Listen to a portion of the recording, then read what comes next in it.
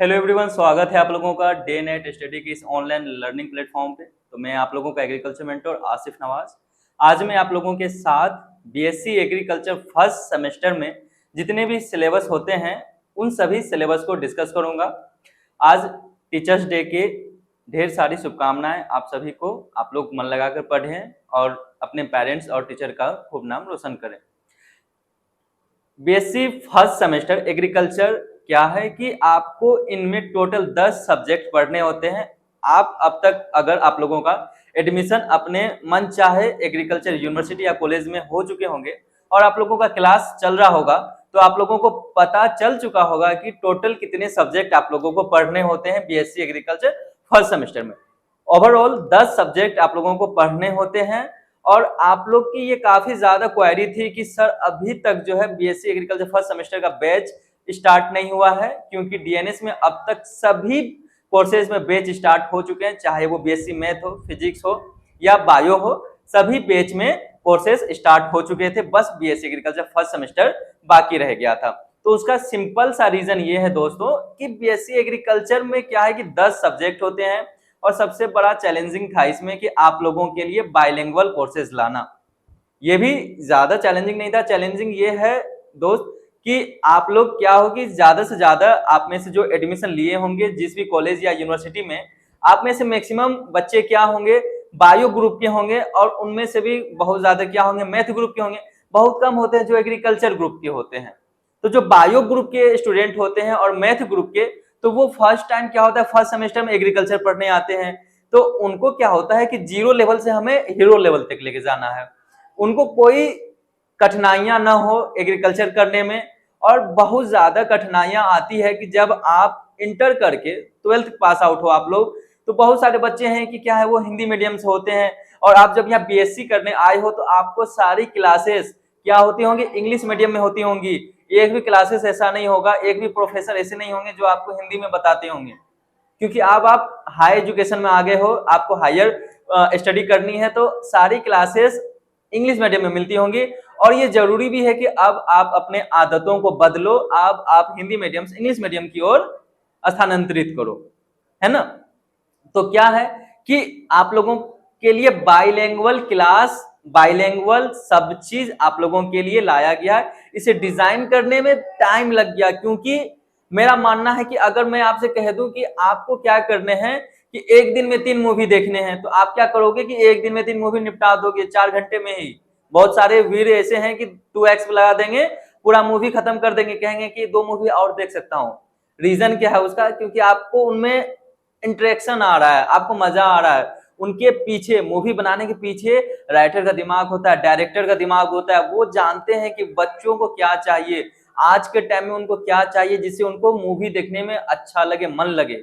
नहीं तो कहते हैं ना हम लोग, फीडबैक देते हैं मूवी पे, मजा नहीं आया यार, क्या कहानी है, क्या लॉजिक है, कुछ भी हो रहा है मूवी में। तो उसी तरह क्या है कि एक अच्छा कोर्स लाने में टाइम लग जाता है, काफी लंबा सिलेबस है, 10 सब्जेक्ट पढ़ना होता है, बाइलिंगुअल करना था।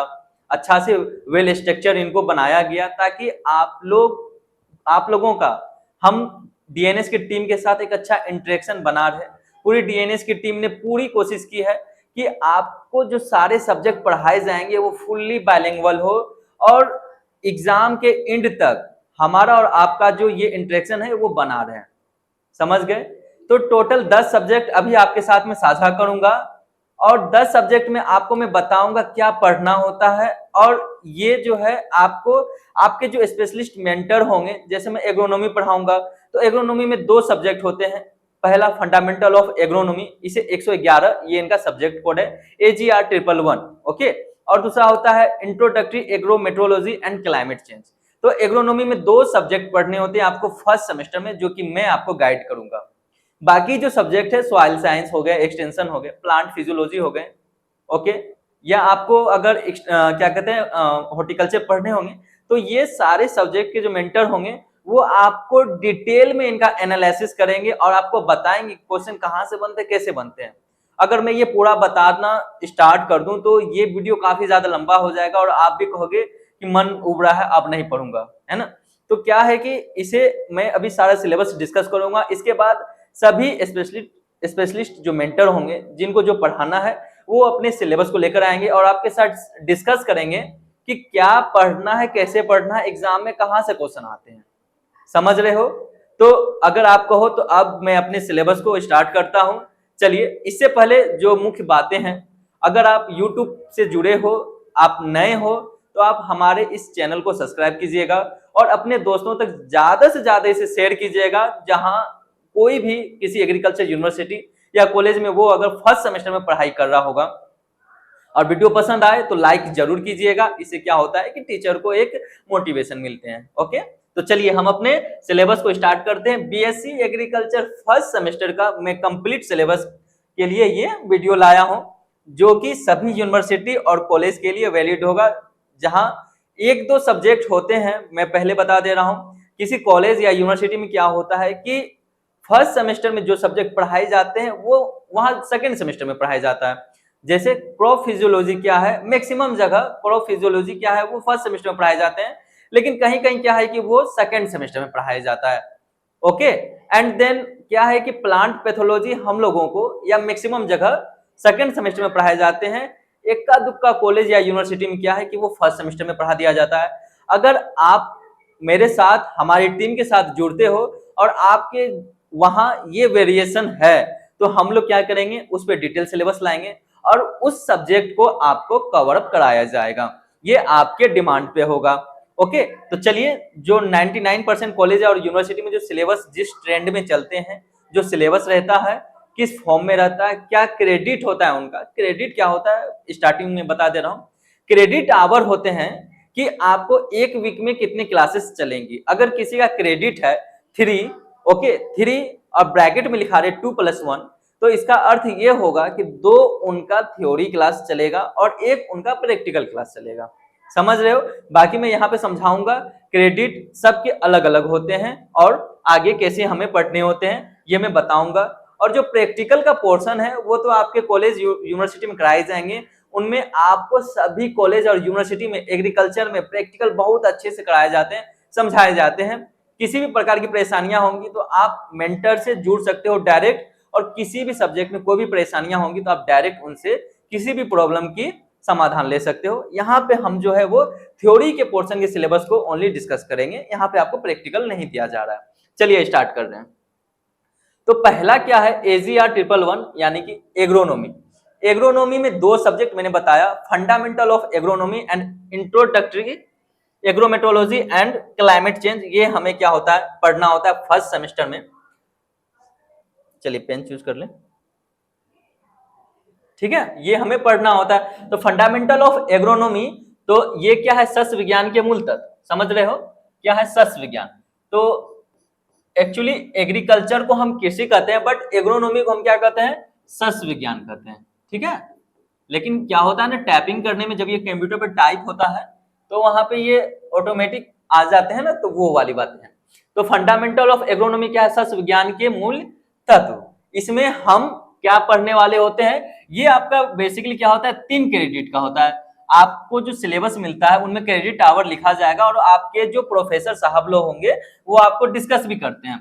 ये 2+1 आवर का होता है। इसका अर्थ ये होता है कि आपको एक वीक में 7 दिनों का क्लास होंगे आपके, उसमें आपको एक वीक में 2 रोज क्या होगा, थ्योरी क्लास होगा।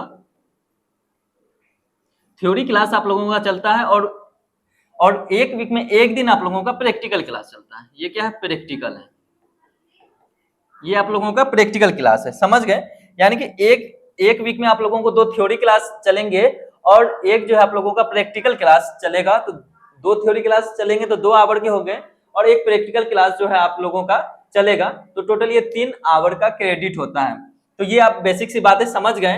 और ये AGR 111 का अर्थ ये है कि फर्स्ट 1 से इनका मतलब होता है कि आप फर्स्ट ईयर के स्टूडेंट हो, फर्स्ट ईयर के स्टूडेंट हो। समझ रहे हो? आप क्या हो, फर्स्ट ईयर के स्टूडेंट हो। सेकंड 1 का मतलब होता है कि आप फर्स्ट सेमेस्टर में हो। ठीक है, फर्स्ट सेमेस्टर में हो।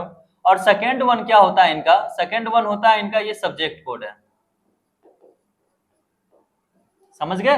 तो AGR 111 से ये उनका मतलब है कि आप फर्स्ट ईयर के स्टूडेंट हो, आप फर्स्ट सेमेस्टर में हो और आपका सब्जेक्ट कोड क्या है, फर्स्ट। जब आप सेकंड सेमेस्टर में आ जाओगे तो यही 111 चेंज हो जाएगा आपका किसमें, यही 111 आपका चेंज हो जाएगा 121 में। इसका मतलब आप समझ गए होंगे कि आप फर्स्ट ईयर में हो, सेकेंड सेमेस्टर में हो और सब्जेक्ट कोड क्या है आपका फर्स्ट ईयर। समझ गए आप लोग अब तक मैंने जो बताया। चलिए अब आगे बढ़ते हैं सिलेबस की ओर। हमें क्या पढ़ना होता है फंडामेंटल ऑफ एग्रोनॉमी में। इसमें बेसिकली आपके यहाँ पे यूनिट लिखे होंगे कि कितने यूनिट पढ़ने हैं और इधर आपका सिलेबस लिखा होगा। तो यूनिट 1 में हम लोगों को पढ़ना होता है एग्रोनॉमी एंड इट्स स्कोप, सस्य विज्ञान और उनके कार्य क्षेत्र या उनके दायरे क्या क्या होते हैं वो हम जानेंगे। इनमें हम लोग पढ़ते हैं कि एग्रोनॉमिस्ट के रोल क्या होते हैं, ओके, और किस प्रकार एग्रोनॉमी अदर साइंस से रिलेटेड होता है, वो सारी चीजें इसमें हम लोग समझते हैं। सेकंड है आप लोगों के लिए crop nutrition, manure and fertiliser, nutrient use efficiency. इसमें हम लोग जानेंगे कि क्या होता है कि फसल पोषण और खाद एवं उर्वरक किसी भी प्लांट्स को, किसी भी पौधे को अच्छा वृद्धि विकास करने के लिए उन्हें एक अच्छा पोषण चाहिए, ओके।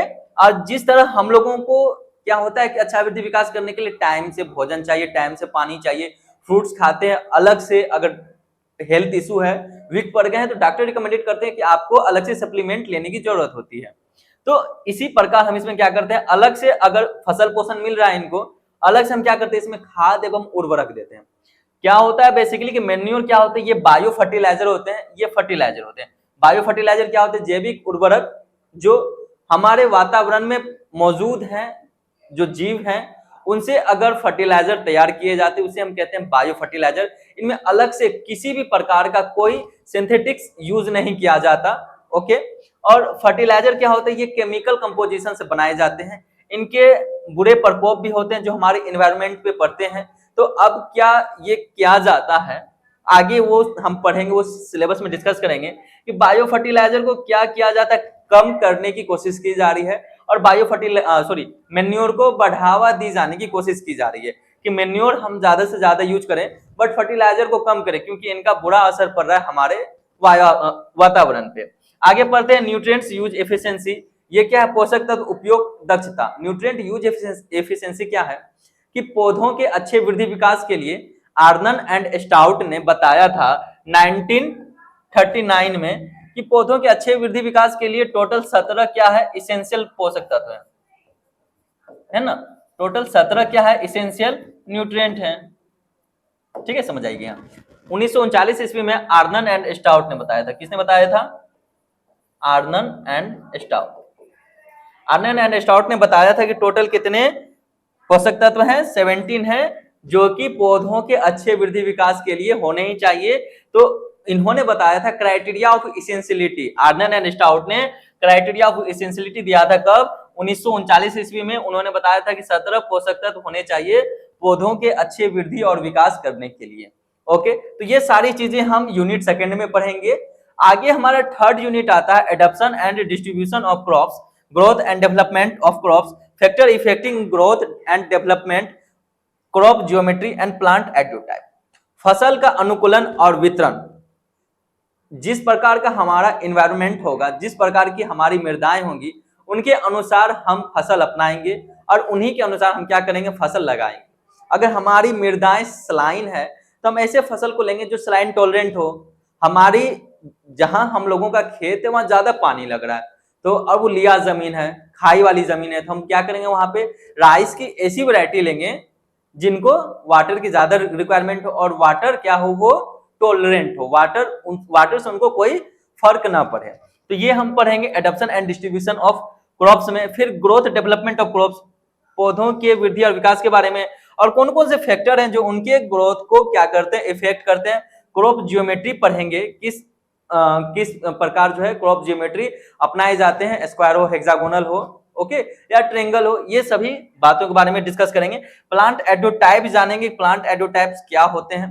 बेसिकली प्लांट एडोटाइप क्या है कि ये सीएम कैंडोल साइंटिस्ट थे, सीएम कैंडोल ये साइंटिस्ट थे। इन्होंने एक आइडल प्लांट बनाया था। इन्होंने एक आइडल प्लांट का एग्जाम्पल दिया। आइडल प्लांट मान लिया जाए कि आपके समाज में, आपके फ्रेंड सर्कल में कोई एक फ्रेंड ऐसा होगा जो कि एकदम आइडल होगा और आपको ये बार बार कहा जा रहा होगा कि कुछ सीखो उससे, कितना अच्छा है, कितना पढ़ने में तेज है, न ज्यादा बोलता है न ज्यादा घूमता है।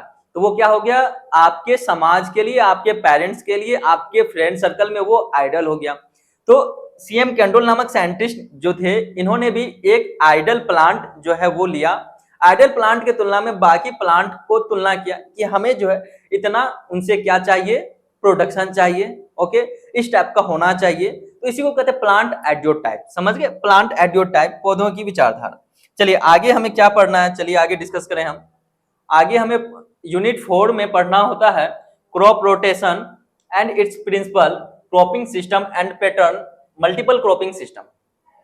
Crop rotation and its principle. Crop rotation हम क्यों अपनाते हैं, ताकि हमारी जो मृदाएं हैं उनमें पोषक तत्व बने रहें।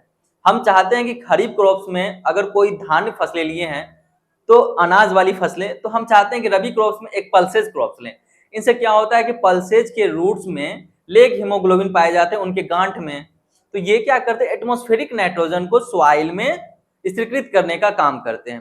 तो इससे क्या होता है कि जो हम लोगों का प्रीवियस क्रॉप्स था, पहला फसल था खरीफ सीजन का, उन्होंने जितना भी नाइट्रोजन फील्ड से कंजप्शन किया, जितना भी नाइट्रोजन यूज किए, इनके बाद ये पल्सेज क्रॉप्स के रूट्स में जो लेग हीमोग्लोबिन बैक्टीरिया है, ये एटमॉस्फेयर के नाइट्रोजन को फिर से सॉइल में स्थिरीकृत कर देता है। फिर अगर दूसरा हम खरीफ क्रॉप्स लेंगे तो उनको सॉइल से नाइट्रोजन मिल जाएंगे। ओके, तो ये इनका काम होता है कि क्रॉप रोटेशन हम क्यों करते हैं। इनके कुछ प्रिंसिपल होते हैं। प्रिंसिपल ये होते हैं कि जब हम उथली जड़ वाली फसल लेंगे, यानी कि कम गहराई वाली जड़ की फसल लेंगे, उसके बाद हमें गहरी, अगर जिनका जड़ काफी डीप में जाता है, गहरी जड़ वाली फसल लेंगे, तो ये इनका प्रिंसिपल होता है। सेकंड प्रिंसिपल होता है, अगर ज्यादा वाटर रिक्वायरमेंट वाली क्रॉप्स हमने लिया है एक सीजन में, तो सेकंड सीजन में हम क्या करते हैं कि मिनिमम वाटर रिक्वायरमेंट वाली क्रॉप्स को लेते हैं। ओके, फिर हम क्या प्रिंसिपल यूज करते हैं कि किसी फसल में न्यूट्रिएंट्स यूज एफिशिएंसी मैक्सिमम है, वो न्यूट्रिएंट्स ज्यादा कंजम्पशन कर रहा है सॉइल से, तो फिर हम चाहते हैं कि नेक्स्ट सीजन में ऐसी फसल लें जिनमें न्यूट्रिएंट्स यूज एफिशिएंसी मिनिमम हो। तो ये क्या है, इनके प्रिंसिपल्स होते हैं। कितने प्रिंसिपल है वो सारी बातें डिस्कस करेंगे हम आगे। आइए देखते हैं क्रॉपिंग सिस्टम, किस पैटर्न पे हम क्रॉपिंग सिस्टम करेंगे वो है। फिर क्या, multiple cropping system. Multiple cropping system क्या होते हैं, जब एक साथ हम बहुत सारी फसलों को लगाते हैं तो इसे हम क्या कहते हैं, मल्टीपल क्रॉपिंग सिस्टम। इसमें इंटर क्रॉपिंग आते हैं, मिक्स्ड क्रॉपिंग आते हैं, और सारे क्रॉपिंग के बारे में हम लोग क्या करेंगे, इसमें पढ़ेंगे।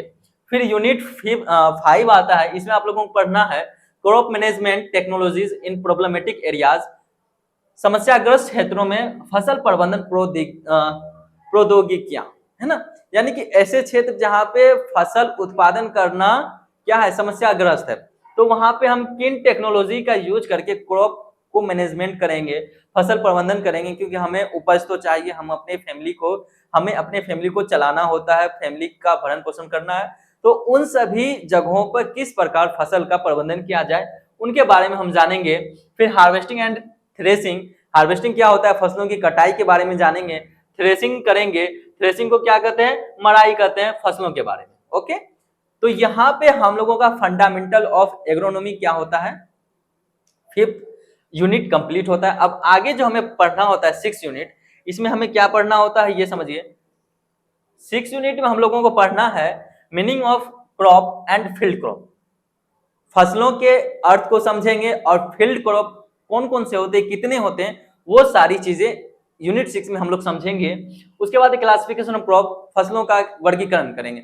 फसलों का वर्गीकरण क्या होता है, हम जानेंगे कि फसलों को हम कितने फैमिली में वर्गीकृत कर सकते हैं। जैसा कि आप लोग अगर एंट्रेंस में डीएनए से जुड़े होंगे तो मेरे द्वारा पढ़ाया गया होगा फैमिलीज, उन फैमिलीज में कौन कौन से फसल बिलोंग करते हैं।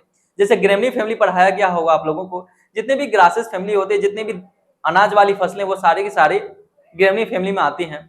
उसके बाद आता है लिग्यूमिनेसी, जितनी भी दलहनी फसलें हैं वो लिग्यूमिनेसी फैमिली में आते हैं। उसी तरह पेप्युलिनेसी, ये सारी चीजें आप लोगों को बताई गई होगी। मालवेसी, ये सारी फैमिली आप लोगों को बताई गई होंगी। वही चीज आपको यहाँ पे फिर से पढ़ना होता है कि कौन कौन से फैमिली हैं, कौन कौन से फसल उनसे बिलोंग करते हैं। उसके बाद यूनिट 7 में आपको पढ़ना होता है सीड एंड सोइंग। बीज के बारे में जानेंगे, कितने टाइप के बीज होते हैं, न्यूक्लियर बीज क्या होता है, ब्रीडर बीज क्या होता है, रजिस्टर्ड बीज क्या होता है, सर्टिफाइड बीज क्या होते हैं, किसान को कौन से बीज मिलते हैं, और इन सभी बीजों में क्या गुणवत्ता होती है, क्यों किसान को जो है सर्टिफाइड सीड दिया जाता है, इनका टेक कलर क्या होता है, इन सभी बातों के बारे में हम लोग डिस्कस करेंगे। फिर उनके सोइंग, कितने डेप्थ पे सोइंग करना चाहिए, क्या मेथड है, क्या सोइंग इम्प्लीमेंट है, फार्म मशीनरी है, वो सारी बातें हम यूनिट 7 में डिस्कस करते हुए दिखेंगे। यूनिट 8 में आपको पढ़ना है टिलेज एंड टिल्थ। ओके, हम जानेंगे कि जो हमारी फील्ड है, अगर हमें राइस की बुआई करनी है धान की, तो फील्ड में कितनी गहराई तक जुताई करनी है और कैसे मल्चिंग करना है, क्या मल्चिंग प्रोसेस है। गेहूं की बुआई करनी है तो बहुत सारे मेथड हैं, कितने गहराई में जो है उनकी जुताई करनी है, उनका तीर्थ क्या रखना है, ये सारी बातों पे हम डिस्कस करेंगे यूनिट 8 में। यूनिट 9 है आपका कंजर्वेशन एग्रीकल्चर। ये इस टॉपिक में हमें पढ़ना है कंजर्वेशन ऑफ एग्रीकल्चर में कि हमने अब तक बहुत ही ज्यादा अपने फील्ड को नुकसान पहुंचाया, अपने एनवायरनमेंट को नुकसान पहुंचाया। बहुत सारे पेस्टिसाइड यूज करके, बहुत सारे फर्टिलाइजर यूज करके, केमिकल फर्टिलाइजर से क्या हुआ कि जल दूषित हुए, वातावरण क्या हुआ, प्रभावित हुआ, है ना, टॉक्सिक हो गए। अब हमें क्या करने हैं कि अपने एग्रीकल्चर को बचाना है। क्या करना है कंजर्वेशन ऑफ एग्रीकल्चर में? जो हमारे जो एंसेस्टर थे, पूर्वज थे, जिस तरह उन्होंने शुरुआत से खेती करनी स्टार्ट की, हमें फिर से उसी ट्रेडिशन पे जाना है। हमें क्या करना है, उसी तरह खेती करनी है, अपने एग्रीकल्चर सिस्टम को बचाना है। क्योंकि इतना ज्यादा, इतना फास्ट, इतना रेपिडली क्या हो गया, एग्रीकल्चर फार्म मशीनरी वगैरह यूज होने लगे, जिससे मृदाओं का क्षरण होना स्टार्ट हुआ। इतना केमिकल फर्टिलाइजर हम लोग यूज किए कि जो सॉइल है वो टॉक्सिक होने स्टार्ट हो गए, वो प्रोडक्टिव नहीं रहे आप, है ना। तो अब क्या किया जा रहा है कि बायो फर्टिलाइजर यूज किए जा रहे हैं, केमिकल फर्टिलाइजर को रिड्यूस किया जा रहा है, कम किया जा रहा है, बायो फर्टिलाइजर यूज किए जा रहे हैं, पेस्टिसाइड्स को हटाया जा रहा है। पहले जिस तरह देसी विधि द्वारा खेतों की जुताई की जाती थी, उस पर जोर दिया जा रहा है अब। तो हमें क्या करना है कि इसमें कंजर्वेशन ऑफ एग्रीकल्चर, संरक्षण कृषि करना है ट्रेडिशनल मेथड के थ्रू। यही होता है कंजर्वेशन एग्रीकल्चर। तो यहाँ पे हम लोगों ने फंडामेंटल ऑफ एग्रीकल्चर कंप्लीट कर लिया कि हम लोगों को टोटल 9 यूनिट पढ़ने होते हैं फंडामेंटल ऑफ एग्रीकल्चर में। Subject code SGR 111। आगे आइए देखते हैं अब हम लोगों को क्या पढ़ना है। एग्रोनॉमी का ये सेकेंड सब्जेक्ट होता है जो हमें पढ़ना होता है, introductory agrometeorology and climate change.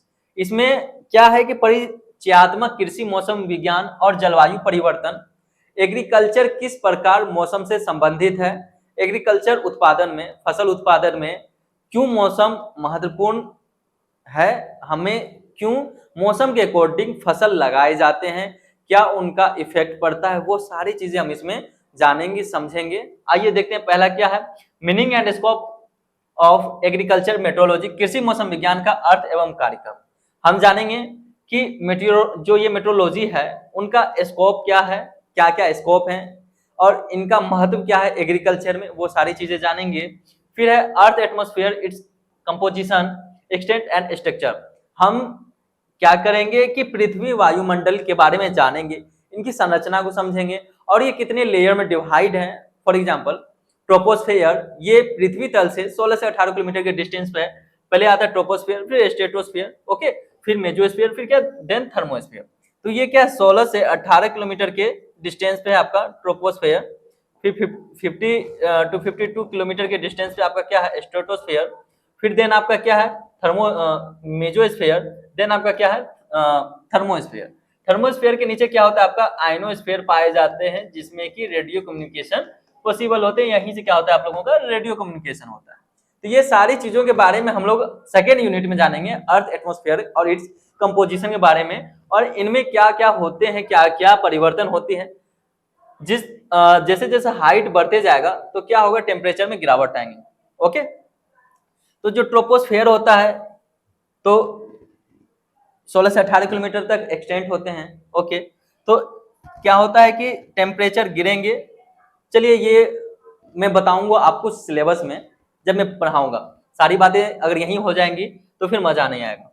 Okay, तो 4 लेयर में डिवाइड होते हैं, ट्रोपोस्फेयर, स्ट्रेटोस्फेयर, मेसोस्फेयर, थर्मोस्फेयर। अब कुछ लोगों के मन में होगा कि बता दे तो ज्यादा मजा आए, चलिए समझ लीजिए क्या है। तो जो जो हम एल्टीट्यूड को अचीव करते हैं तो क्या होता है, इसमें एक आता है कि टेम्परेचर में गिरावट आता है। ओके, तो 6.5 डिग्री सेल्सियस पर किलोमीटर के हिसाब से क्या होता है, इनके टेम्परेचर में गिरावट आता है। जो जो हम एल्टीट्यूड को अचीव करेंगे तो क्या होता है कि 6.5 डिग्री सेल्सियस पर किलोमीटर के हिसाब से टेम्परेचर में गिरावटें आएंगी। और ट्रोपोस्फेयर तक क्या होता है आप लोगों का टेम्परेचर क्या होता है घटेगा, फिर क्या होता है देन बढ़ेगा। टेम्परेचर यहाँ पे क्या होते हैं, टेम्परेचर घटेगा, फिर क्या होता है बढ़ता है, फिर क्या होता है घटता है, फिर क्या होता है टेम्परेचर आपका बढ़ता है। ओके, तो इनको कहा जाता है कि इनमें आपके एग्जाम में आते हैं जो ऑब्जेक्टिव आप लोगों का सेमेस्टर पेपर होगा, तो 10 मार्क का क्या होता है आप लोगों का ऑब्जेक्टिव पेपर होता है। ऑब्जेक्टिव पेपर्स में क्या होते हैं कि आपको फिल इन द ब्लैंक्स दिए जाते हैं, उसमें पूछ लिया जाता है कि वार्मेस्ट लेयर कौन सा होता है इनमें से, फिर पूछ लिया जाएगा आप लोगों से कि ओजोन लेयर किसमें पाया जाता है। तो ओजोन लेयर क्या होता है कि लोअर लेयर ऑफ स्ट्रेटोस्फेयर में पाए जाते हैं।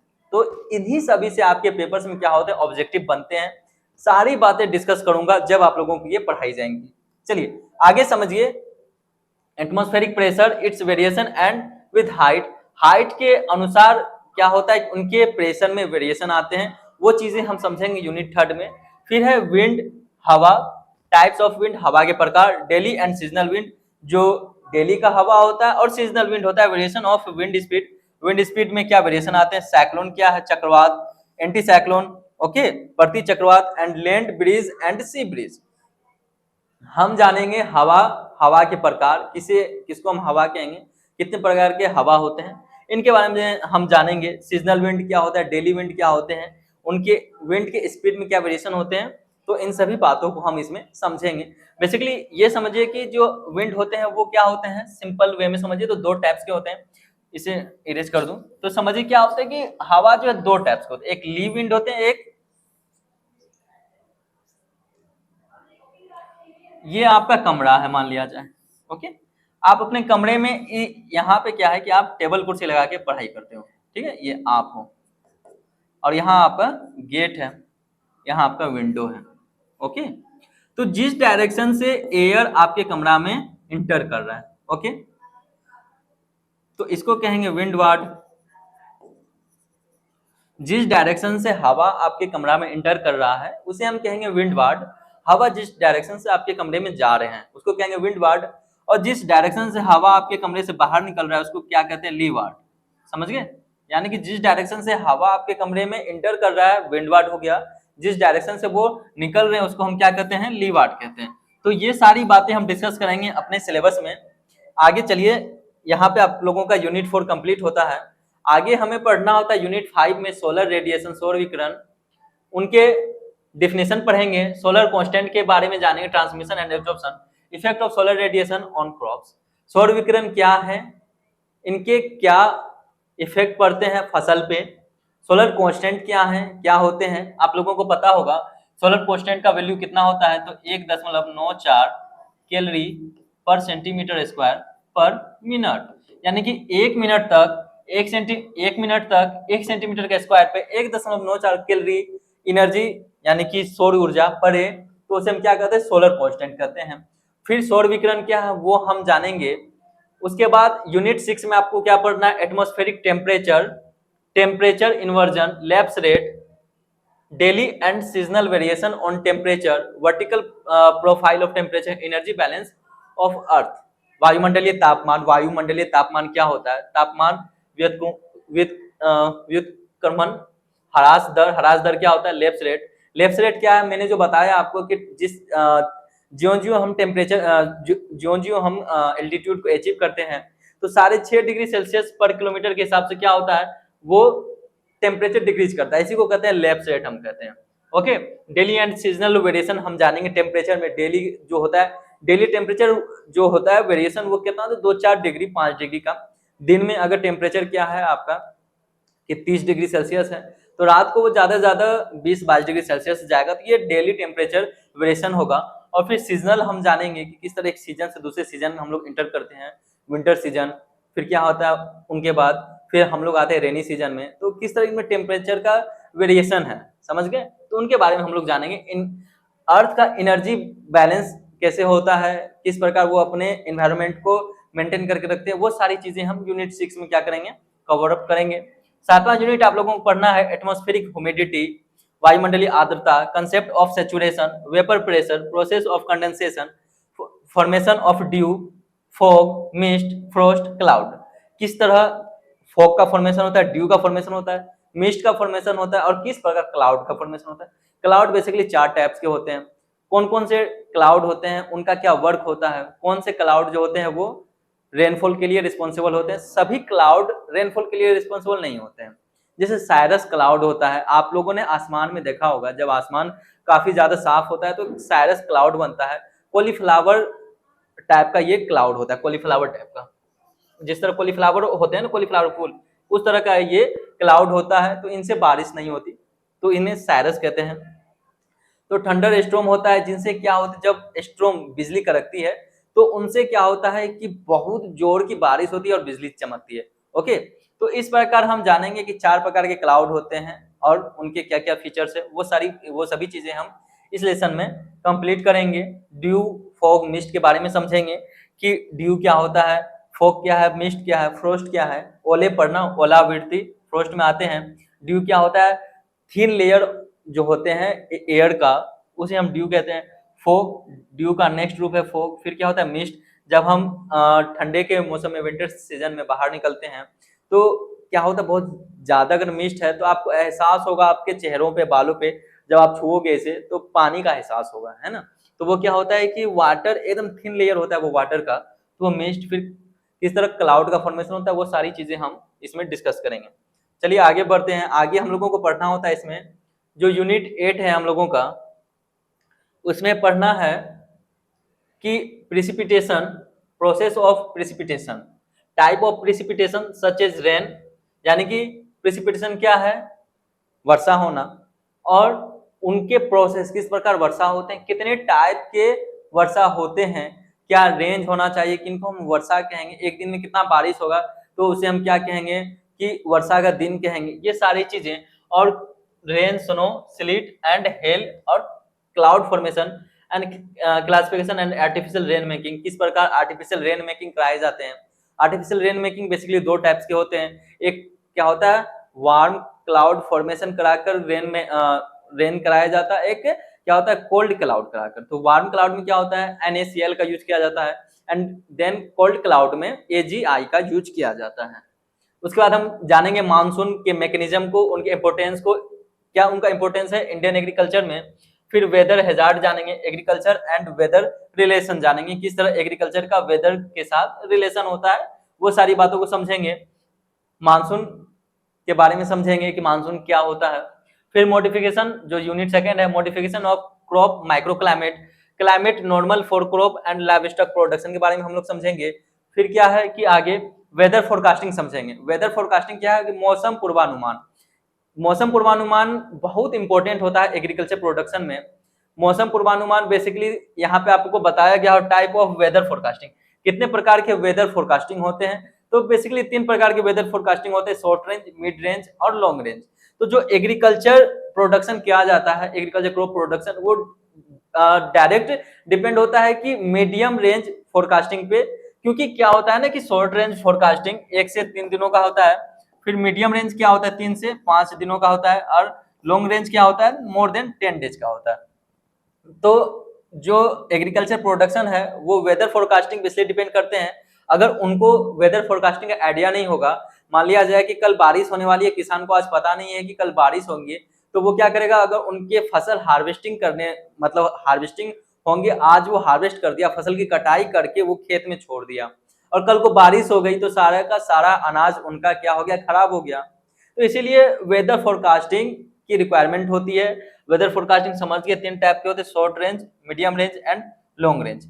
ओके, और एग्रीकल्चर प्रोडक्शन में याद रखिएगा क्या होता है, कौन सा जो होता है वो इंपॉर्टेंट होता है, तो लॉन्ग रेंज का, सॉरी, ओके, तो लॉन्ग रेंज का वेदर फोरकास्टिंग एग्रीकल्चर प्रोडक्शन में यूजफुल होते हैं। आगे क्या है, climate change, climatic agriculture, agro climatic and agro ecological region of India and Uttar Pradesh. Agro ecological क्या होता है कि इंडिया में टोटल एग्रो इकोलॉजिकल रीजन कितने हैं, एग्रो इकोलॉजिकल जोन कितने हैं, इंडिया में टोटल 20 हैं, और उत्तर प्रदेश में टोटल 9 एग्रीकल्चर इकोलॉजिकल जोन है। ओके, क्या याद रखिएगा, एग्रो इकोलॉजिकल जोन इंडिया में कितने हैं, 20, इंडिया में 20 है, और उत्तर प्रदेश में टोटल 9 है। समझ गए। आइए, तो ये हम लोगों का क्या था, यूनिट 9 था। आगे समझिए। हाँ, तो यहाँ पे आप लोगों का क्या होता है कि एग्रोनॉमी का सिलेबस कंप्लीट होता है। Fundamental of agronomy and introductory agrometeorology and climate change, 2 subject आप लोगों के यहाँ पे कंप्लीट होते हैं। अब आप लोगों के लिए आता है हॉर्टिकल्चर। हॉर्टिकल्चर क्या है? उद्यान विज्ञान। ये आप लोगों का 2 क्रेडिट का होता है, 2 क्रेडिट 1+1। 1 वीक में आप लोगों को एक थ्योरी क्लास मिलेगा और एक प्रैक्टिकल क्लास मिलेगा। ओके, एक थ्योरी क्लास होता है और एक प्रैक्टिकल क्लास होता है। तो हॉर्टिकल्चर में भी 2 सब्जेक्ट होते हैं, एक होता है fundamental of horticulture and then second होता है एग्रोफॉरेस्ट्री के बारे में हमें पढ़ना होता है। तो फंडामेंटल ऑफ हॉर्टिकल्चर क्या है? उद्यान विज्ञान के मूल तत्व, समझ गए। तो फंडामेंटल ऑफ हॉर्टिकल्चर में हम क्या पढ़ते हैं? तो पहले हम जानेंगे कि हॉर्टिकल्चर क्या होते हैं, इसके डिफिनेशन और इसके ब्रांचेज के बारे में। ब्रांचेज इनके क्या है? ब्रांचेज क्या है? हॉर्टिकल्चर के जिस ब्रांच में हम सब्जी का अध्ययन करते हैं उसे ओलेरीकल्चर कहेंगे। जिस ब्रांच के अंदर हम फल का अध्ययन करते हैं, फ्रूट्स का अध्ययन करते हैं, उसे पोमोलॉजी कहते हैं। जिस ब्रांच के अंदर हम फ्लावर का अध्ययन करते हैं उसे हम फ्लोरिकल्चर कहते हैं। समझ रहे हो? तो ये सारे ब्रांचेज क्या है कि हॉर्टिकल्चर के आते हैं। हॉर्टिकल्चर में pomology, olericulture, floriculture, okay, medicinal plant के बारे में हम लोग जानेंगे। तो ये सारी चीजें किसमें आते हैं? हॉर्टिकल्चर के ब्रांच है। तो उन्हीं के डिफिनेशन समझेंगे और उनके ब्रांच के बारे में समझेंगे, उनका हॉर्टिकल्चर का रोल क्या है and classification of horticulture. Horticulture को हम क्या करेंगे? उद्यान विज्ञान को क्लासिफाई करेंगे।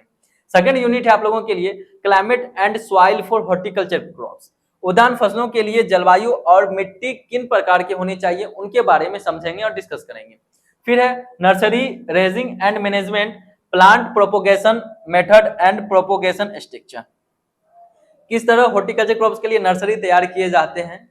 ओके, नर्सरी तैयार किया जाता है, क्यों किया जाता है कि बहुत सारे फसल ऐसे हैं जिनको पहले नर्सरी में तैयार किया जाता है, फिर उनको मेन फील्ड में ट्रांसफर किया जाता है। जिस तरह चावल की खेती, राइस की खेती ट्रांसप्लांटिंग मेथड से होती है। डायरेक्ट सीडेड भी है। ओके, डायरेक्ट सीडेड में दिक्कत क्या होता है कि वीड का इन्फेस्टेशन बहुत ज्यादा होता है। तो पहले क्या करते हैं हम लोग? राइस का नर्सरी तैयार करते हैं, फिर उसे मेन फील्ड में ट्रांसफर करते हैं। उसी तरह क्या होता है कि नर्सरी जो हॉर्टिकल्चर क्रॉप्स के लिए उनको नर्सरी तैयार किया जाता है। तो इनमें हम जानेंगे 3 प्रकार के नर्सरी तैयार करने के मेथड है। एक होता है रेज्ड बेड, एक होता है रेज्ड बेड क्या होते हैं कि जो आपका ये सॉइल लेयर है, मृदा का सतही ये लेयर, इससे उठाकर क्या है ये आपको नर्सरी तैयार किया जाएगा, यानी सॉइल सरफेस से ऊपर। एक दूसरा होता है ये सॉइल सरफेस है उनके नीचे, इसको सेकंड बेड कहते हैं, SUKN, सेकंड बेड, इसको रेज्ड बेड।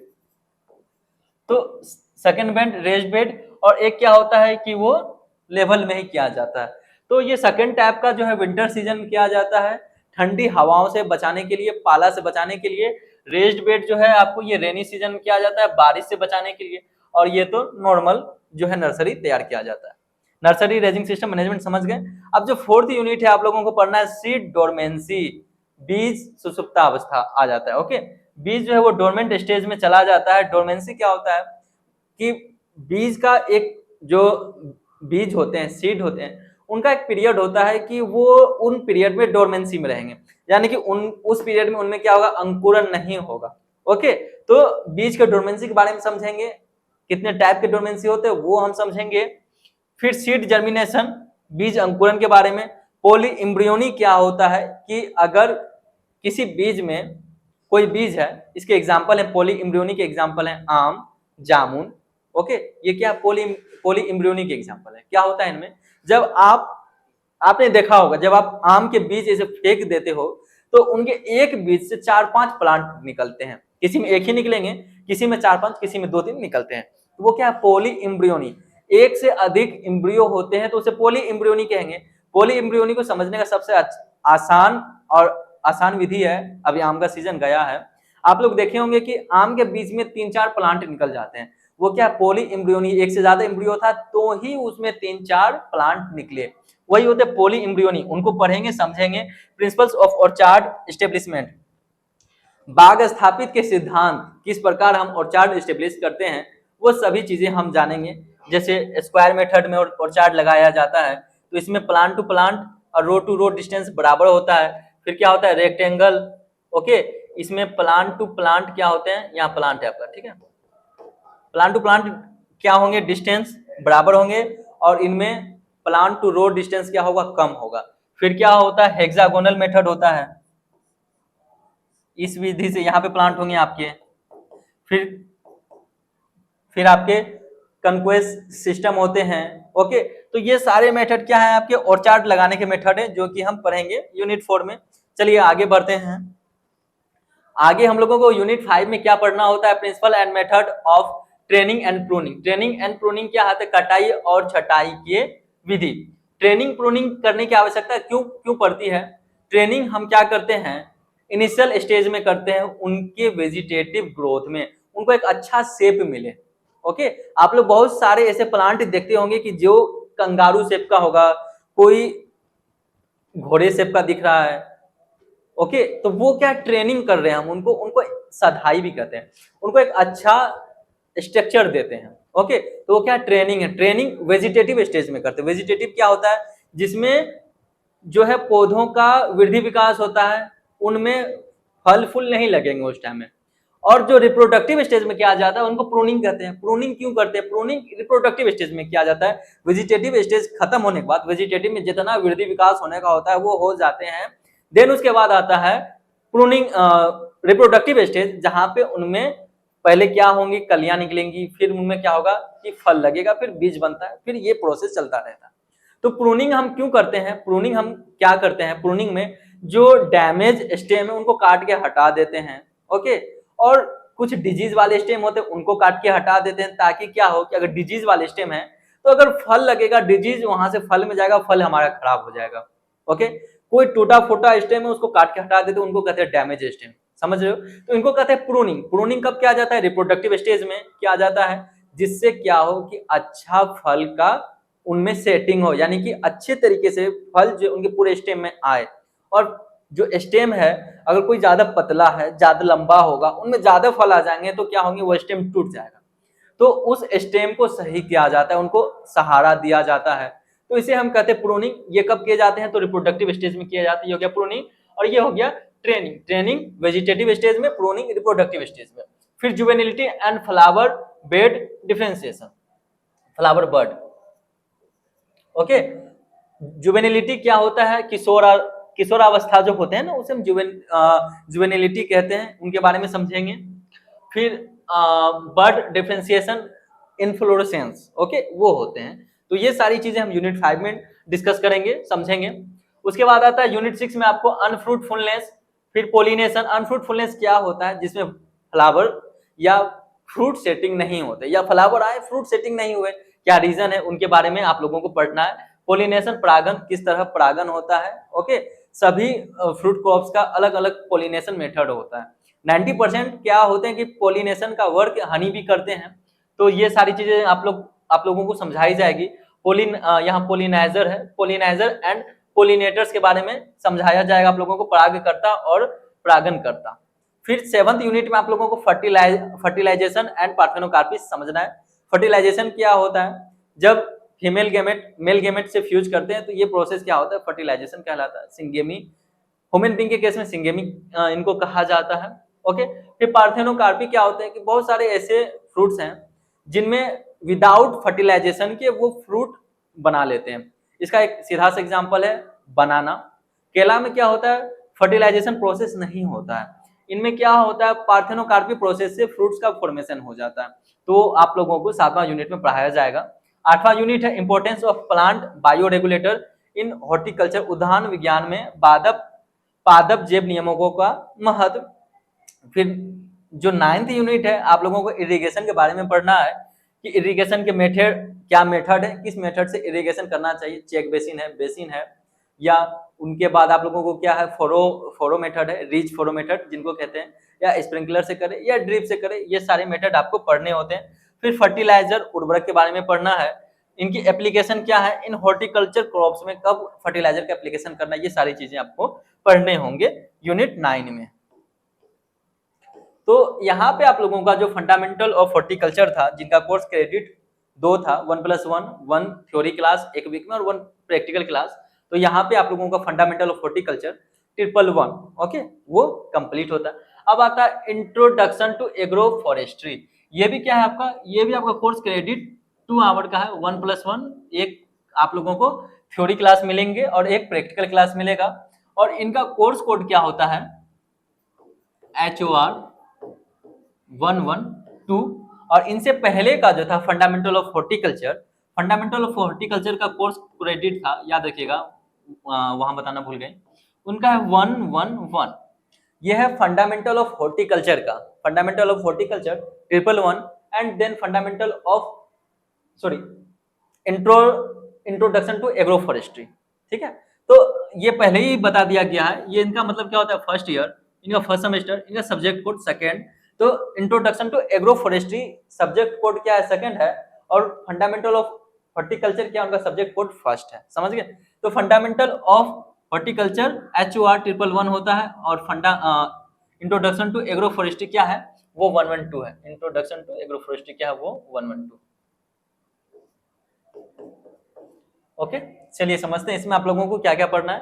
फर्स्ट यूनिट में आप लोगों को इंट्रोडक्शन है, किनके बारे में, definition, basic term related to forestry, forestry से रिलेटेड जो बेसिक टर्म है उनसे आप लोगों को इंट्रोड्यूस कराया जाएगा। फिर उसके बाद इनके ऑब्जेक्टिव, सिल्वीकल्चर के ऑब्जेक्टिव आप लोगों को बताए जाएंगे। फॉरेस्ट क्लासिफिकेशन क्या है वो बताया जाएगा। फिर है silent feature of Indian forest policy, उनके बारे में आप लोगों को बताया जाएगा। बेसिकली फॉरेस्ट पॉलिसी 3 है, ओके, 2 इंडिपेंडेंस से पहले और 1 इंडिपेंडेंस के बाद। फॉरेस्ट पॉलिसी की आवश्यकता क्यों पड़ी, वो सारी चीजें आप लोग इसमें डिस्कस करोगे। आपके टीचर इनमें आपको बताएंगे कि कितने फॉरेस्ट पॉलिसी, मैंने आप लोगों को बता दिया 3 फॉरेस्ट पॉलिसी है, और क्यों रिक्वायरमेंट पड़ी, एक के बाद दूसरे की, दूसरे के बाद तीसरे की, वो चीजें आपको बताएंगे।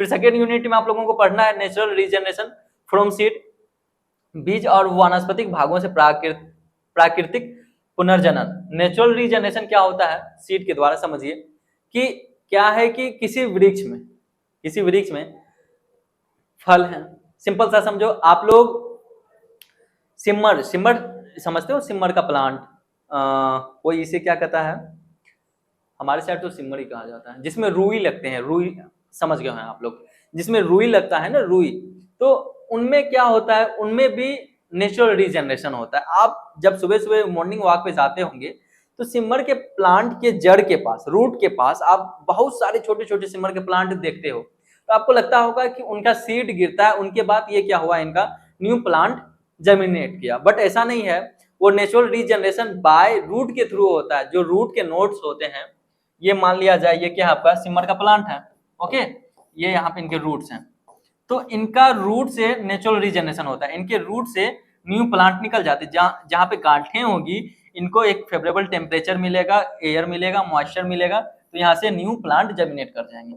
तो ये सिमर के प्लांट में क्या होता है, नेचुरल रीजनरेशन होता है बाय रूट्स के थ्रू। इसी तरह क्या होता है सीड के थ्रू, सीड के थ्रू क्या होता है, जैसे लताम का बीज होता है, लताम क्या कहते हैं हम लोग, गाभा, जो गाभा होते हैं, तो गाभा के सीड को क्या करते हैं, मतलब कि जो बर्ड्स वगैरह हैं वो जो पके हुए गाभा होते हैं उनको खाते हैं। तो क्या होता है, सीड का तो डाइजेशन होता नहीं है, तो उनका जो बाय प्रोडक्ट होता है बर्ड्स का, वो जहां जाते हैं वहां वो अपना बाय प्रोडक्ट छोड़ते जाते हैं। तो जिस प्लेस पे उनका बाय प्रोडक्ट गिरेगा तो वो भी क्या है कि रीजनरेशन में आ गया बाय सीड के थ्रू। ओके, तो इनके बारे में आप लोगों को समझाया जाएगा, नेचुरल रीजनरेशन फ्रॉम सीड, किस तरह सीड से नेचुरल रीजनरेशन होता है मैंने बता दिया। फिर वेजिटेटिव पार्ट से भी क्या होता है, नेचुरल रीजनरेशन किया जाता है। फिर क्या होता है कॉप्सिंग, कॉप्सिंग क्या होते हैं, बेसिकली आप ये समझिए कि कोई प्लांट है, बहुत बहुत मोटा विशाल प्लांट, ओके, तो क्या किया गया कि प्लांट काफी एज हो गया है और अच्छा अब ये प्रोडक्टिव रहा नहीं, तो इनको सॉइल सरफेस के एक सर्टेन हाइट से इनको क्या कर दिया गया, यहाँ से कट कर दिया गया, ओके, इनको कट कर दिया गया। जब इनको कट कर दिया जाएगा तो इनके साइड से बहुत ज्यादा ब्रांचेस निकलेंगी। आप लोग देखे होंगे कि कोई बहुत विशाल प्लांट होता है, अगर वो आंधी में टूट जाए आधे दूर से तो बहुत ज्यादा शाखाएं निकलती है साइड से, जिनको ब्रांचेस कहते हैं।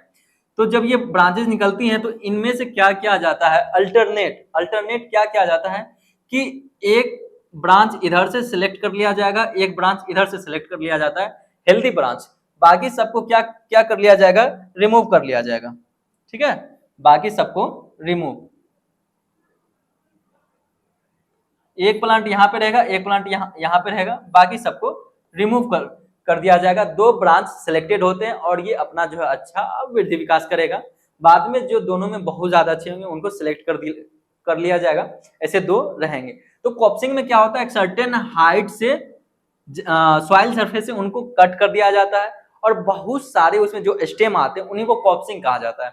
जब इनको हम सर्टेन हाइट से कट कर देंगे, सॉइल सरफेस के सर्टेन हाइट से, उनमें बहुत ज्यादा क्या आएंगी, स्टेम आएंगी, साइड से शाखाएं आएंगी, उन्हीं को हम कॉप्सिंग कहते हैं। समझ गए आप लोग? तो ये आप लोग इनके बारे में पढ़ोगे। फिर प्लांटिंग समझोगे। प्लांटिंग क्या होता है कि अपवर्ड और downward movement of shape. Okay, आप इनमें प्लांटिंग में अपवर्ड और डाउनवर्ड जो मूवमेंट होता है शेप का, रस का, तो उनके बारे में आप लोग समझोगे प्लांटिंग में। फिर रूट सकर्स क्या होते हैं, रूट सकर्स क्या थे, वही जो रूट के थ्रू अगर न्यू प्लांट जर्मिनेट करते हैं तो वो आप लोग समझोगे। तो ये आप लोग यूनिट सेकंड में टोटल पढ़ने वाले हो, क्योंकि ज्यादा टाइम है नहीं, वीडियो बहुत लंबा हो जाएगा, अगर सबको डिफाइन करने लगूं तो बहुत ज्यादा टाइम जाएगा।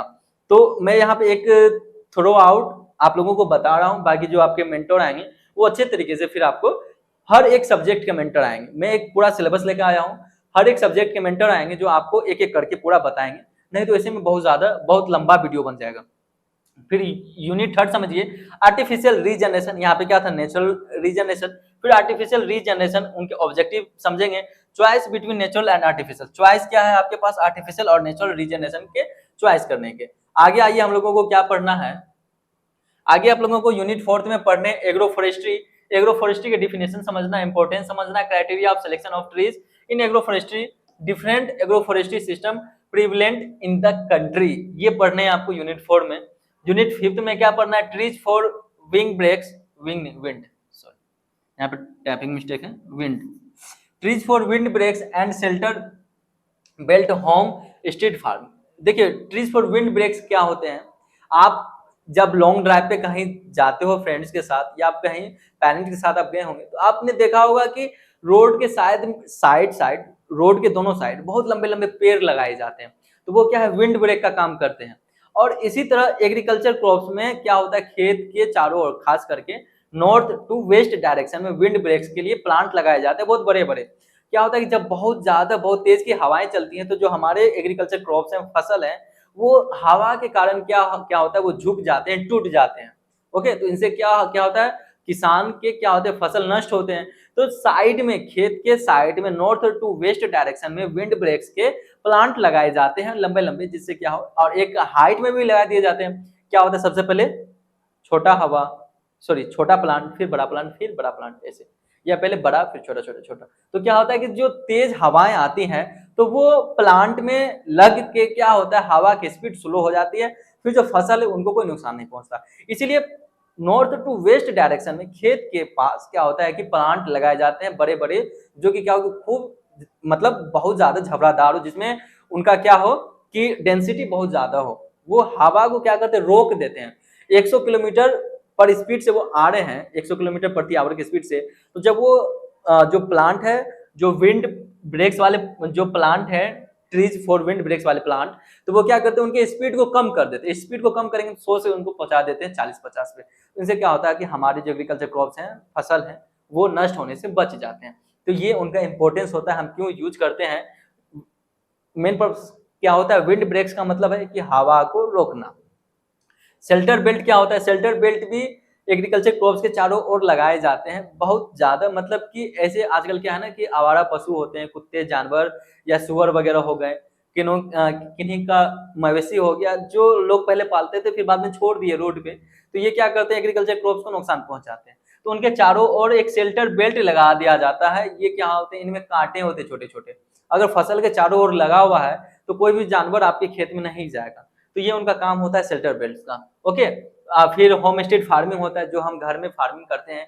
किचन गार्डनिंग आप जान रहे होंगे क्या होता है कि हम एक, जहां हम लोगों का किचन होता है ना, तो जहाँ किचन का पानी जाता है, तो हम उनके आसपास, जब हम छोटे छोटे थे, मैंने भी किया था, आप लोग में से भी बहुत लोग किए होंगे, तो छोटे छोटे बच्चे क्या करते हैं, जहाँ किचन का पानी गिरता है वहां पे ऐसे ऐसे खुरापाती करते हैं, कुछ प्लांट लगा देंगे, लहसुन का पौधा, समझ रहे हो आप लोग, गार्लिक का, लहसुन का पौधा, प्याज एक लाए लगा दिए, बच्चे होते, छोटे होते, दिमाग नहीं होता, लगा देते हैं। ओके, तो वहां पे क्या होता है कि किचन का पानी जाता है, तो उनका यूज किया जाता है। तो इनको फिर आगे चल के बड़े पैमाने पे किचन गार्डनिंग का नाम दे दिया गया कि एक छोटा सा एरिया सेलेक्ट कर लिया जाता है, किचन का वेस्ट पानी वहां जाता है, किचन का बाय प्रोडक्ट जो कटी फटी सब्जियां होती है सड़ी गली, उनको वहां पे डाल दिया जाता है, बायो फर्टिलाइजर का काम करता है। और किचन गार्डनिंग में आपको क्या होते हैं कि एक अच्छा सा छोटा मोटा एक फसल भी उत्पादन हो जाता है, क्या कहते हैं, सब्जी वाली फसलें। ओके, तो वो होता है आपका होम स्टेड फार्मिंग। आगे समझिए 6 में यूनिट 6 में आपको क्या पढ़ना है, कल्टीवेशन प्रैक्टिसेस ऑफ टू। इसमें आपको महुआ और शुभ बबुल, ये दो आपके सिलेबस में होते हैं। महुआ और शुभ बबुल का कल्टीवेशन प्रैक्टिसेस आप लोगों को समझना है, किस तरह इनका कल्टीवेशन किया जाता है, वो सारी बातें। फिर इनके important tree species of the region, ठीक है, इनके इंपॉर्टेंट ट्री स्पीसीज के बारे में आप लोगों को पढ़ना होता है। तो यहाँ पे आप लोगों का हॉर्टिकल्चर जो है वो हॉर्टिकल्चर का पोर्शन खत्म होता है।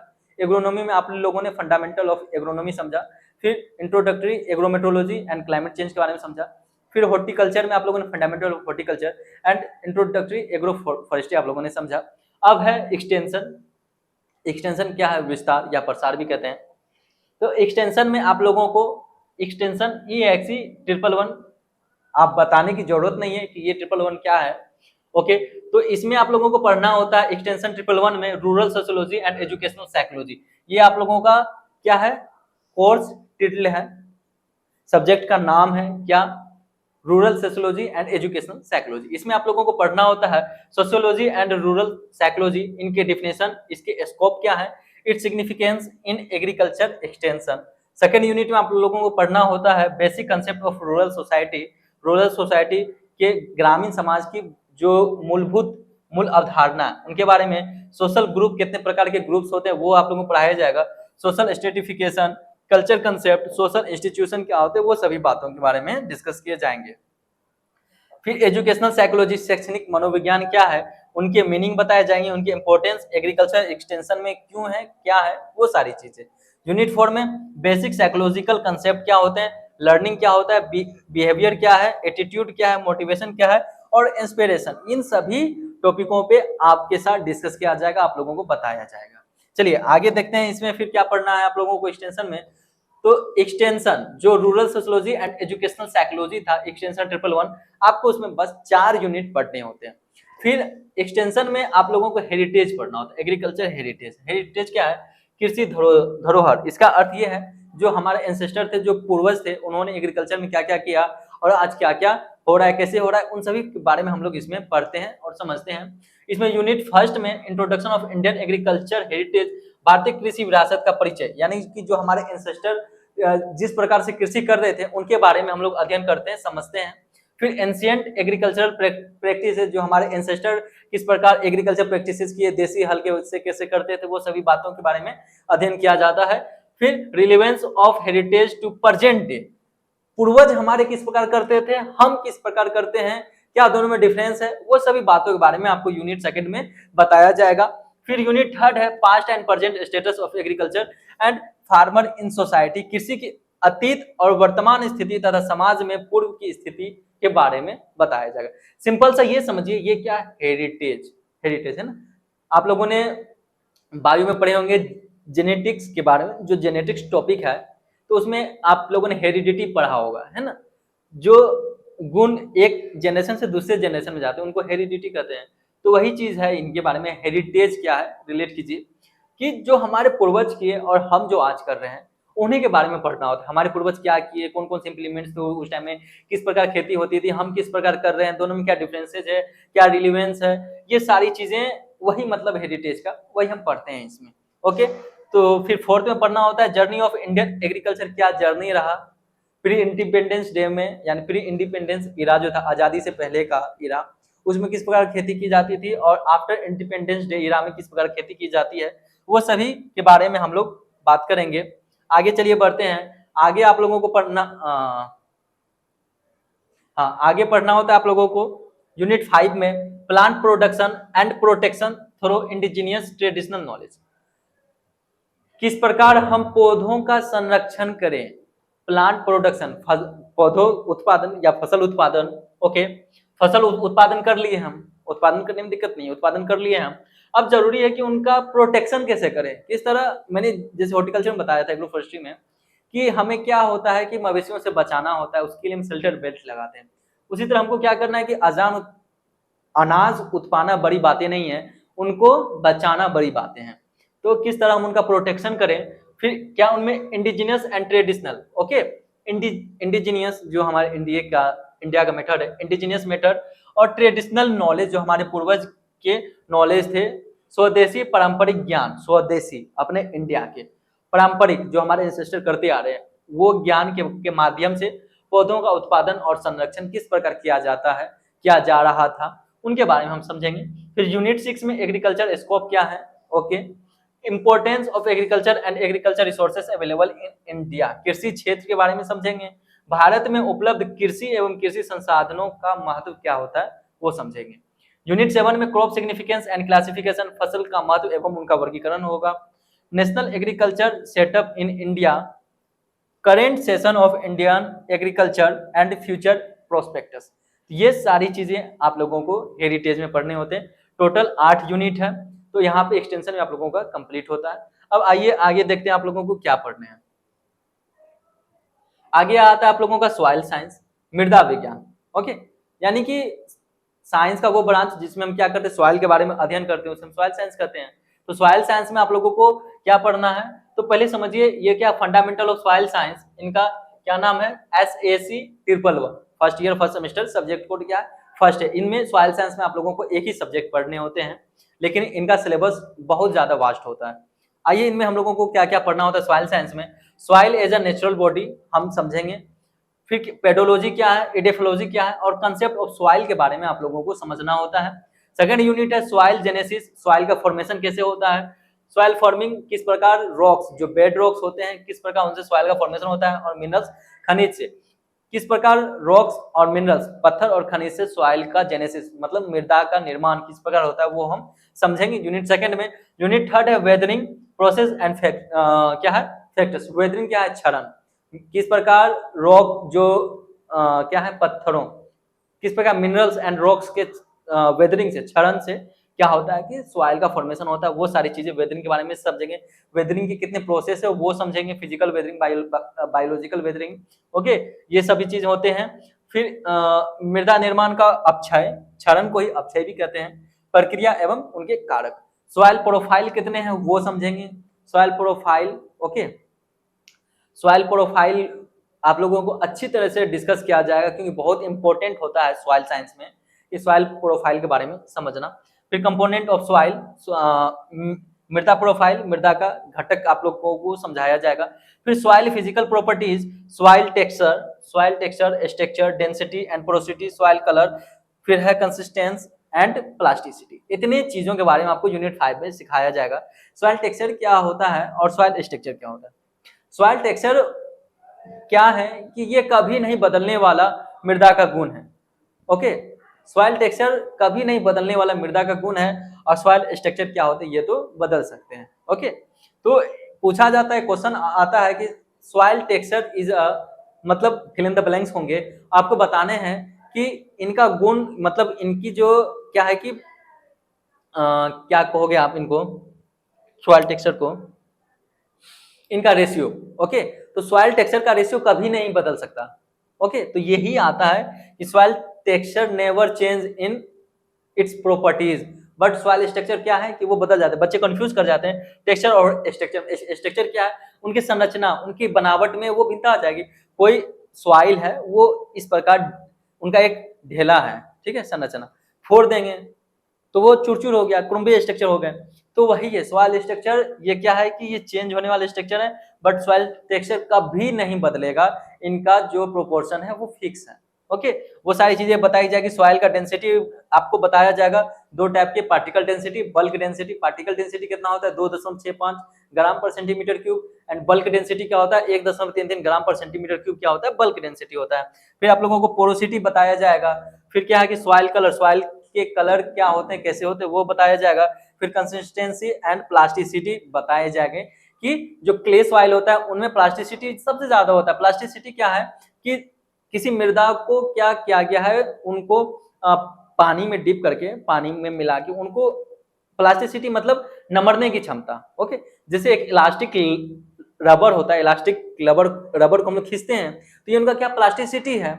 जैसे सलमान खान प्रचार करता है ना वो डिक्सी एस्कॉर्ट का, वो क्या दिखाता है, प्लास्टिसिटी ही तो दिखाता है कि छोटे आदमी को भी आ जाए बड़े आदमी को भी आ जाए, वो उनका क्या प्लास्टिसिटी है, वही होता है प्लास्टिसिटी सॉइल में। तो क्ले सॉइल का प्लास्टिसिटी मैक्सिमम होता है, सबसे मिनिमम किसका होता है, तो एरिड सॉइल का, बलुई मृदा का। तो यहाँ तक हमको यूनिट 5 में सॉइल साइंस में ये सारी चीजें पढ़ने थे। अब आगे हमें यूनिट 6 में पढ़ना क्या होता है कि elementary knowledge of soil taxonomy classification and soil of India, India में कितने टाइप्स के सॉइल होते हैं, किन क्षेत्र में किन किन प्रकार के सॉइल पाए जाते हैं, वो सारी चीजें पढ़ाई जाएंगी।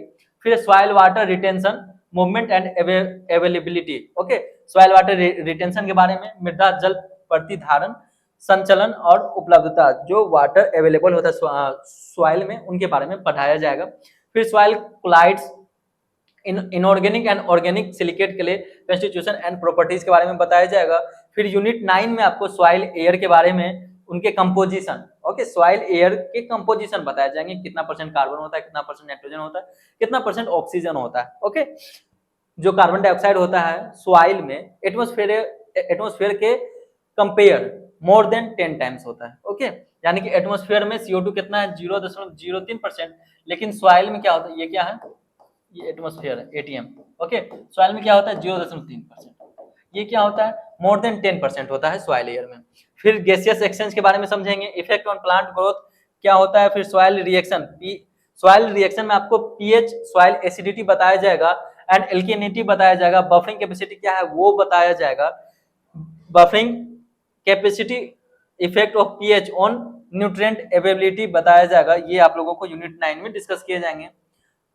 आगे आप लोगों को यूनिट 10 में बताया जाएगा soil source of change, source of charge, source of charge, charge के क्या क्या सोर्स हैं, ठीक है। यहाँ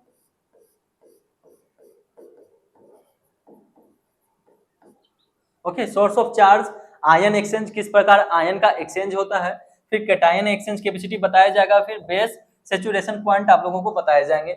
सॉइल ऑर्गेनिक मैटर आप लोगों को बताया जाएगा, सॉइल ऑर्गेनिक मैटर के कंपोजिशन क्या क्या होते हैं, उनकी प्रॉपर्टीज क्या है and its influence on soil properties, soil properties में इनसे क्या प्रभाव पड़ सकते हैं, वो चीजें आप लोगों को यूनिट 11 में बताया जाएगा। फिर आपको यूनिट 12 में सॉइल साइंस में humic substance, nature and properties आप लोगों को बताए जाएंगे। और यूनिट 13 में आप लोगों को पढ़ना होता है सॉइल ऑर्गेनिज्म, ओके, इसमें सॉइल फ्लोरा एंड फाना आता है, their beneficial and harmful effect, okay, ये आप लोगों को पढ़ना होता है सॉइल ऑर्गेनिज्म में। आगे आइए देखते हैं क्या पढ़ना होता है।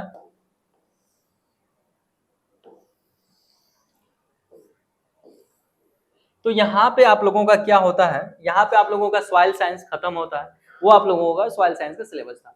अब आप लोगों को पढ़ना होता है जेनेटिक्स एंड प्लांट ब्रीडिंग। ये क्या है आप लोगों का, ये है जेनेटिक्स एंड प्लांट ब्रीडिंग। तो बहुत सारे लगभग 99% कॉलेज यूनिवर्सिटी में क्या है कि आप लोगों को फंडामेंटल ऑफ क्रॉप फिजियोलॉजी ही पढ़ने होते हैं, समझ रहे हो, फंडामेंटल ऑफ क्रॉप फिजियोलॉजी ही पढ़ने होते हैं। जो बातें मैं आप लोगों को स्टार्टिंग में बताया था वो फंडामेंटल ऑफ क्रॉप फिजियोलॉजी ही पढ़ने होते हैं। एका दुका कोई कॉलेज होंगे जहाँ पे क्या होता है, ये जो फंडामेंटल क्रॉप फिजियोलॉजी है वो सेकंड सेमेस्टर में पढ़ाते हैं एंड जो प्लांट पैथोलॉजी है वो फर्स्ट सेमेस्टर में पढ़ा दिए जाते हैं, ओके।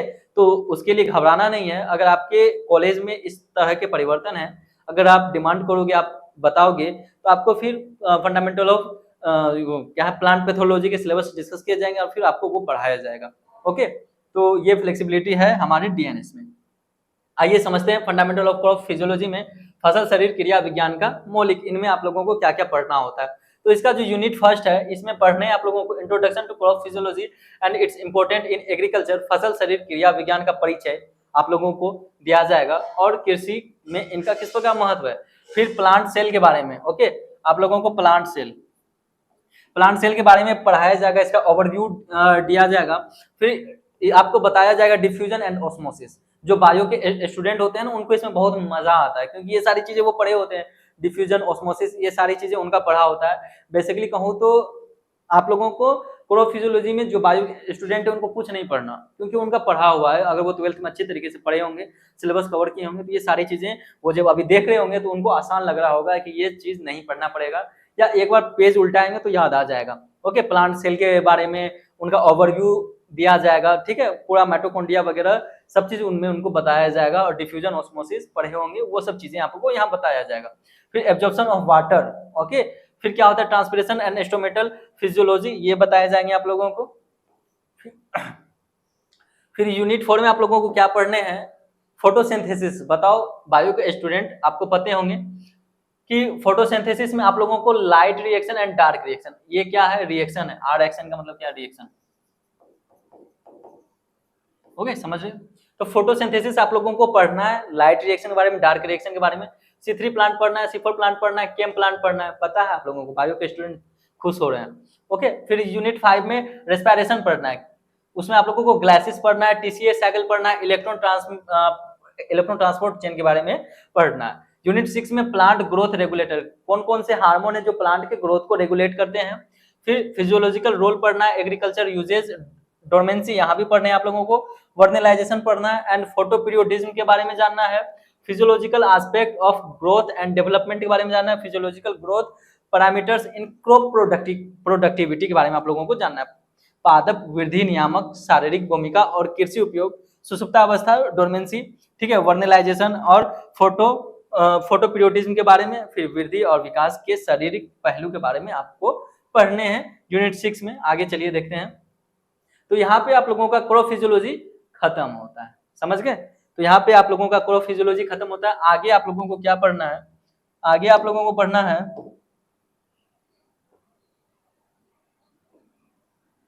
ये क्या है, AES है, समझ रहे हो, AES।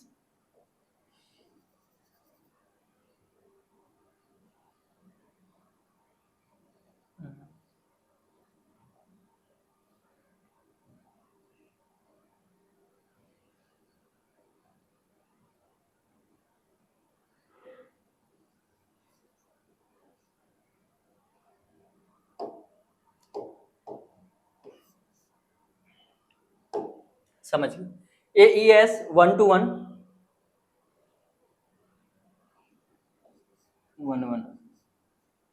First year first semester, subject code first है। ये क्या, एलिमेंट्री मैथमेटिक्स।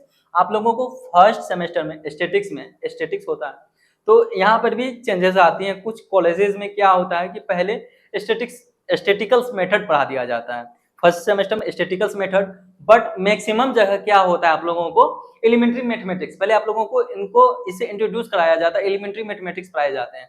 तो यहाँ पर भी वेरिएशन आते हैं, एक प्रोफिजियोलॉजी में, एक स्टैटिक्स में वेरिएशन आता है, तो आपको वो पता चल जाएंगे। अगर इस टाइप के कुछ चेंजेस होंगे तो आप बताओगे, तो वो आपको फिर उस सिलेबस के डिस्कस किए जाएंगे, आपको उनका कोर्स पढ़ाया जाएगा। तो फर्स्ट सेमेस्टर में आप लोगों को स्टैटिक्स में एलिमेंट्री मैथमेटिक्स पढ़ने हैं, सेकंड सेमेस्टर में स्टैटिकल टूल्स पढ़ाया जाता है। तो जो ये स्टैटिक एलिमेंट्री मैथमेटिक्स हैं, ओके, यहाँ पर भी क्या है 111 है, ओके, यहाँ 111। तो ये जो AES है एलिमेंट्री मैथमेटिक्स, इनमें आपको यूनिट फर्स्ट में क्या क्या पढ़ना है, डिफरेंशियल कैलकुलस, ओके, कैलकुलस पढ़ना है। अब मैथ वाले बच्चे खुश हो रहे होंगे। इनमें आप लोगों को डेफिनेशन ऑफ फंक्शन के डेफिनेशन को समझना है, लिमिट एंड कंटिन्यूटी के बारे में पढ़ना है, simple problem based on limit, okay, limit जो पढ़ोगे आप और कंटिन्यूटी वो सिंपल प्रॉब्लम पे बेस्ड होंगे। फिर simple problem based on continuity, समझ गए। फिर आप लोगों को डिफरेंशिएट करना है, डिफरेंशिएट क्या करना है, ये क्या है, एक्शन नहीं है, ओके, इनको आप ऐसे समझो, x to the power n, क्योंकि टाइपिंग में आया नहीं होगा टाइपिस्ट को, e to the power x और फिर sin x cos x, okay. तो आप लोगों को डिफरेंशिएट करना है x to the power n, e to the power x, sin x and cos x from first principle, okay, पहले प्रिंसिपल सही करना है। फिर डेरिवेशन ऑफ सम, उनके सम करने हैं उनके डेरिवेटिव्स के, फिर डिफरेंस निकालना है, फिर क्या है product and coefficient of two function के प्रोडक्ट करने हैं, यानी कि मल्टीप्लिकेशन। फिर डिफरेंशिएशन ऑफ फंक्शन, डिफरेंशिएशन करना है वो भी सिंपल प्रॉब्लम पे, ओके, सिंपल प्रॉब्लम बेस्ड है। लोगरिथम डिफरेंशिएशन करना है, ये भी सिंपल प्रॉब्लम पे बेस्ड होगा। फिर differentiation by substitution, okay, differentiation का सब्स्टिट्यूशन करना है, घटाव करना है, वो भी सिंपल प्रॉब्लम पे बेस्ड होंगे।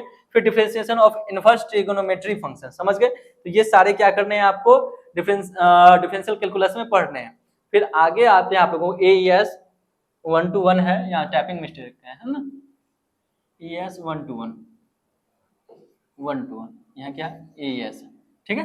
एलिमेंट्री मैथमेटिक्स में यूनिट सेकंड में आप लोगों को इंटीग्रल इंटीग्रल कैलकुलस के बारे में आप लोगों को इंटीग्रेशन ऑफ सिंपल फंक्शन का इंटीग्रेशन पढ़ना है, फिर integration of product of two function के इंटीग्रेशन का प्रोडक्ट निकालना होता है, फिर इंटीग्रेशन बाय सब्स्टिट्यूशन मेथड से जो इंटीग्रेशन होता है वो करना होता है, फिर डिफाइन करना है इंटीग्रल को सिंपल प्रॉब्लम पे, फिर area under simple simple belt knowledge curve जो कि सिंपल प्रॉब्लम पे बेस्ड होंगे। तो ये आपका क्या था, यूनिट सेकंड था। यूनिट थर्ड में आप लोगों को पढ़ने हैं मैट्रिक्स के बारे में, फिर क्या है डिटर्मिनेंट्स। थर्ड यूनिट में मैट्रिक्स डिटर्मिनेशन, इनके डिफिनेशन पढ़ने हैं आपको मैट्रिक्स के, फिर जो मैट्रिक्स है उनका एडिशन आपको पढ़ना होता है, सब्सट्रैक्शन एडिशन आपको पता है ना, जोड़ घटाव, तो जोड़ घटाव, फिर मल्टीप्लिकेशन पढ़ना है, उनका ट्रांसपोज पढ़ना है, मैट्रिक्स का ट्रांसपोज, डिटर्मिनेशन का ट्रांसपोज, ओके, फिर उनका इनवर्स पढ़ना होता है अप टू थर्ड ऑर्डर तक, है ना, मैक्सिमम थर्ड ऑर्डर, इससे ज्यादा आते नहीं आपके एग्जाम में। फिर properties of determinants up to, ये भी प्रॉपर्टीज आपको third order and their evolution, बस इतना ही पढ़ना होता है आपको, समझ रहे हो, किसमें, एलिमेंट्री मैथमेटिक्स में, बस इतना ही आपका सिलेबस था। आप अगर फर्स्ट सेमेस्टर में हो और आप अपने मनचाहे कॉलेज या यूनिवर्सिटी में आप पढ़ रहे हो, तो आप लोगों को ये बताया गया होगा कि कितने सब्जेक्ट हैं, टोटल 10 सब्जेक्ट थे जिनको अभी मैंने क्या किया, आप लोगों के साथ सिलेबस डिस्कस किया, समझ रहे हो। अगर आप नए हो तो सबसे पहले चैनल को सब्सक्राइब कीजिएगा, और आपको पसंद आया होगा तो लाइक जरूर कीजिएगा, और आपके जितने भी फ्रेंड हैं जो बीएससी एग्रीकल्चर फर्स्ट सेमेस्टर में जिस भी कॉलेज या यूनिवर्सिटी में पढ़ाई कर रहे हैं, आप वहां तक इनको जरूर शेयर कीजिएगा। अगर उनको रिक्वायरमेंट होगी हमारे बैच के साथ जुड़कर फुल फ्लेश तैयारी करना चाहते हैं, तो डीएनएस टीम जो है आपके लिए नवोद्भव 3.0 बैच लॉन्च की है, फर्स्ट सेमेस्टर के एग्रीकल्चर की तैयारी कराती है। अगर आपको फुल फ्लेश में पूरी तैयारी करनी है तो हमारे बैच के साथ आप जुड़कर अपने पढ़ाई को एक अच्छे ऊंचाई तक लेकर जा सकते हो। हमारे कोर्स के फीचर क्या है, कोर्स के फीचर्स हैं कि लाइव प्लस रिकॉर्डेड लेक्चर मिलेंगे आपको, लाइव डॉट सेशन भी आपको मिलेगा। अगर आप ऐसे तो आपको कोई डाउट नहीं छोड़ा जाएगा, लेकिन आपको कोई डाउट है तो आप लाइव सेशन में आप अपने डाउट दूर कर सकते हो, या पर्सनल गाइडेंस आपको भी मिलेंगे, आप पर्सनल टीचर से जुड़कर उस जो डाउट है उनको आप दूर करोगे। फिर क्लास नोट्स मिलेगा जो कि पीडीएफ फॉर्म में होंगे, फिर प्रीवियस ईयर के क्वेश्चन पेपर होंगे वो आपको सॉल्यूशन कराए जाएंगे, फिर मॉडल सैंपल पेपर भी दिया जाएगा, फिर स्पेशल गाइडेंस टिल एग्जाम के बाद। ऐसा नहीं है, डीएनएस टीम जो है आपको एग्जाम के बाद, यहाँ टिल एग्जाम है बट आपके एग्जाम के बाद भी आपके साथ जुड़ी होती है और आपको पूरी हेल्प करती है। कोर्स ड्यूरेशन आपका 5 मंथ, आपको पता है कि जो सेमेस्टर पेपर होते हैं एक साल में 2 सेमेस्टर होते हैं 6 मंथ का, लेकिन क्या है कि आपके ये जो सिलेबस थे ये आपको मैक्सिमम 2 to 3 मंथ में आपको कंप्लीट करा दिए जाएंगे। लेकिन कोर्स का क्या है, ड्यूरेशन 5 मंथ का है, लेकिन इसकी वैलिडिटी क्या है कि 1 ईयर रहेगी। ओके, तो आपका सेमेस्टर 6 मंथ का होता है, लेकिन एग्जाम 4-5 मंथ में हो जाते हैं, और हमारा ये प्रयास होता है कि आपको 2 मंथ में, 2 से 2.5 मंथ में, 3 मंथ में आप लोगों को ये कंप्लीट करा दिया जाएगा। तो आपको क्या करना है, सिंपली अगर आपको किसी भी प्रकार की कोई जानकारी चाहिए तो वैसे डिस्क्रिप्शन में भी और यहाँ भी नंबर है, आप नोट कर लें 6387986676 पर, ये हमारा हेल्पलाइन नंबर है। आप इन पे कॉल करके किसी भी प्रकार की जानकारी या कोई भी समस्या हो तो आप पूछ सकते हैं। और हमारे डीएनएस एडुकेयर ऐप, स्पेलिंग देख लें आप अच्छे से, डीएनएस एडुकेयर ऐप को आप प्ले स्टोर से डाउनलोड कर लें, और कंप्लीट सिलेबस जो भी आपके साथ मैं डिस्कस किया हूँ और ये बाइलिंगुअल है, आपको इनका पीडीएफ चाहिए तो हमारे ऐप को आप प्ले स्टोर से डाउनलोड कर लें, डीएनएस एडुकेयर ऐप, और वहां पे आपको इनका पीडीएफ मिल जाएगा, और आप हमारे साथ जुड़कर आप अपनी पढ़ाई को और अच्छी तरीके से बेहतर ऊंचाई तक ले जा सकते हैं। तो चलिए यहीं पे इस लेक्चर को मैं कंप्लीट करता हूँ, कंक्लूड करता हूँ, क्योंकि काफी लंबा हो गया है। चलिए धन्यवाद, फिर मिलते हैं नेक्स्ट लेक्चर में, तब तक हंसते रहिए, मुस्कुराते रहिए।